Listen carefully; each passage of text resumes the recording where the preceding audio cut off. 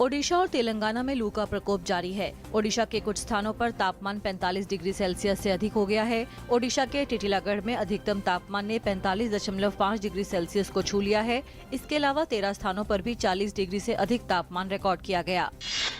वित्त मंत्री अरुण जेटली ने कहा, भारत सहित G20 राष्ट्रों ने की कर चोरी और आतंकियों को दी जा रही वित्तीय सहायता के खिलाफ समयबद्ध तरीके से सूचनाएं साझा करने की मांग। वैश्विक अर्थव्यवस्था के व्यापार को पुनर्जीवित करने के लिए प्रभावी और ठोस नीति अपनाने का किया आह्वान।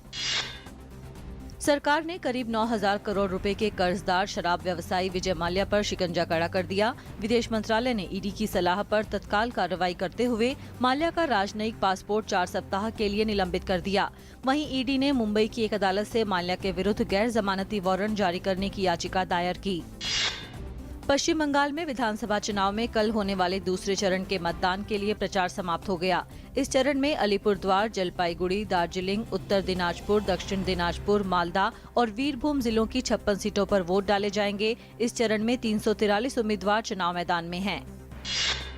विदेश मंत्री सुषमा स्वराज आज ईरान की 2 दिवसीय यात्रा पर रवाना होंगी, जहां वे द्विपक्षीय व्यापार और समझौतों को आगे बढ़ाने का प्रयास करेंगी। स्वराज की यह यात्रा चाबहार बंदरगाह के रास्ते अंतर्राष्ट्रीय परिवहन मार्ग के लिए त्रिपक्षीय समझौते के मसौदे के अंतिम रूप से तैयार होने के तुरंत बाद हो रही है।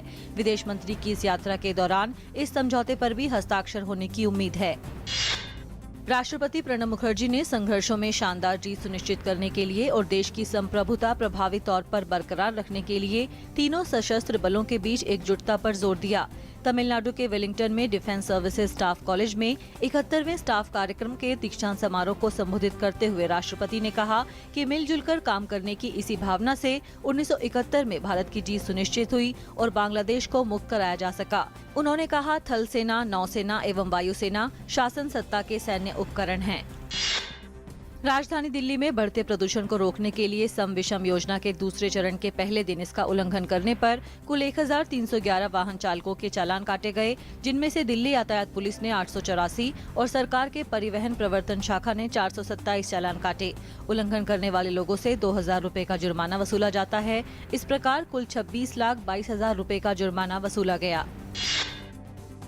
मध्य प्रदेश के उज्जैन से लगभग 20 किलोमीटर दूर आगर रोड पर एक डंपर ट्रक और जीप में भिड़ंत होने से जीप में सवार 11 लोगों की मौत हो गई। इनमें 5 महिलाएं और 2 बच्चे शामिल हैं।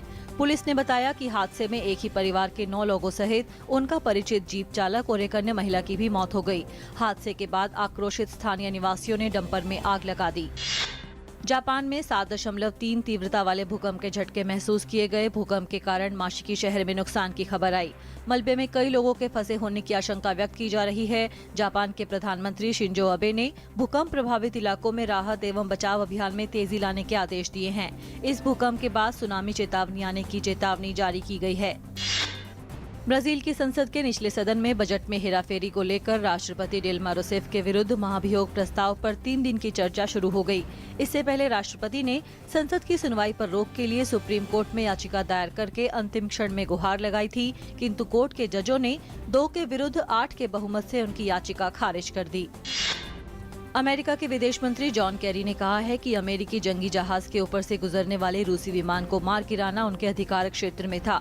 सोमवार को बाल्टिक समुद्र में नौसेना अभ्यास के दौरान 2 रूसी लड़ाकू विमान अमेरिकी जंगी जहाज के काफी करीब से गुजरे थे। इस बीच रूसी रक्षा मंत्री ने कहा है कि Su-24 ने सभी सुरक्षा नियमों का पालन करते हुए यूएस डोनाल्ड कुक का करीब से निरीक्षण किया। विश्व स्वास्थ्य संगठन ने कहा है कि जिन देशों में डेंगू के मामले 50% या उससे अधिक हैं, उन्हें फ्रांस की बहुराष्ट्रीय दवा कंपनी सनोफी द्वारा बनाए गए डेंगू के टीके डेंगवैक्सिया का इस्तेमाल करना चाहिए।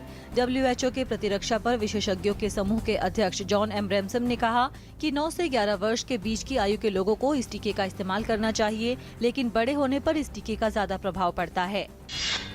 अंतर्राष्ट्रीय बाजार में कच्चा तेल की कीमतों में गिरावट के मद्देनजर तेल विपणन कंपनियों ने पेट्रोल के दाम 74 पैसे तथा डीजल के दाम 1.30 रुपए प्रति लीटर घटा दिए हैं। नई दरें आज से लागू। राष्ट्रीय राजधानी दिल्ली में पेट्रोल 61.13 रुपए प्रति लीटर मिलेगा, जबकि डीजल 48.01 रुपए प्रति लीटर मिलेगा। रमनदीप सिंह के 2 शानदार गोल की बदौलत भारत ने मेजबान मलेशिया को शुक्रवार को एक तरफा अंदाज में 6-1 से रौंदकर Sultan Azlan Shah hockey tournament के फाइनल में प्रवेश कर लिया, जहां उसका मुकाबला विश्व चैंपियन ऑस्ट्रेलिया से होगा। भारत ने जबरदस्त प्रदर्शन करते हुए पहले 2 क्वार्टर में ही 4-0 की बढ़त बना ली थी। न्यूजीलैंड के कप्तान केन विलियमसन को Wisden cricketer of the year 2015 के पुरस्कार के लिए चुना गया है। विलियमसन न्यूजीलैंड के पहले ऐसे खिलाड़ी हैं जिन्हें इस पुरस्कार के लिए चुना गया है।